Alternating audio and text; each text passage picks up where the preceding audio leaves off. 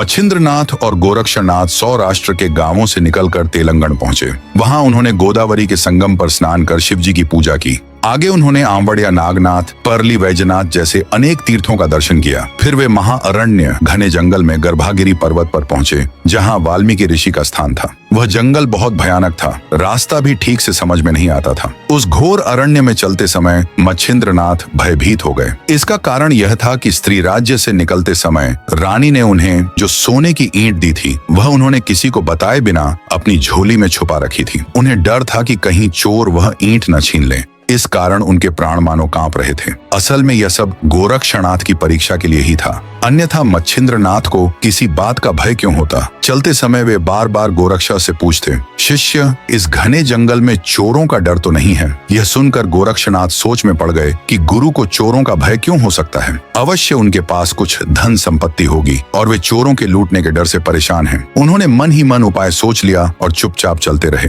कुछ देर बाद रास्ते में एक जलाशय आया। मच्छिंद्रनाथ ने गोरक्ष से कहा, तुम यहीं ठहरो, मैं झोली तुम्हारे पास रखता हूँ, तब तक मैं शौच के लिए जाता हूँ। गुरु के जाते ही गोरक्षनाथ ने झोली में झांका, अंदर सोने की ईंट देखी। वह समझ गए कि यही भय का कारण है। उन्होंने तुरंत ईंट फेंक दी और उसी वजन का एक साधारण पत्थर झोली में रख दिया। फिर आगे बढ़ गए। थोड़ी देर बाद मच्छिंद्रनाथ लौटे और वे भी चलने लगे। गोरक्षनाथ बहुत आगे निकल गए थे। जब गुरु उनके पास पहुंचे तो वे फिर वही प्रश्न करने लगे, अब तो कोई डर नहीं है ना? इस पर गोरक्षनाथ ने कहा, जो भय था वह अब पीछे छूट चुका है, अब निश्चिंत रहिए। गुरु यह सुनकर चकित हुए। उन्होंने गोरक्ष को बताया कि उन्हें रानी ने सोने की ईंट दी थी और इसी कारण वे डर रहे थे कि कहीं कोई चोर छीन न ले। यह सुनकर गोरक्ष ने कहा, गुरुदेव, अब वह अस्थाई धन आपके पास नहीं है, इसलिए भय भी नहीं है। यह सुनते ही मच्छिंद्रनाथ को शंका हुई कि कहीं कोई धोखा तो नहीं हो गया। वे व्याकुल होकर रोने पीटने लगे। झोली खोली तो देखा ईंट गायब और उसकी जगह पत्थर रखा है। दुख और क्रोध में वे गोरक्ष को बहुत बुरा भला कहने लगे, मुझे छोड़कर चले जाओ, फिर कभी मुंह मत दिखाना। गुरु के ऐसे कठोर शब्द सुनकर भी गोरक्ष शांत रहे।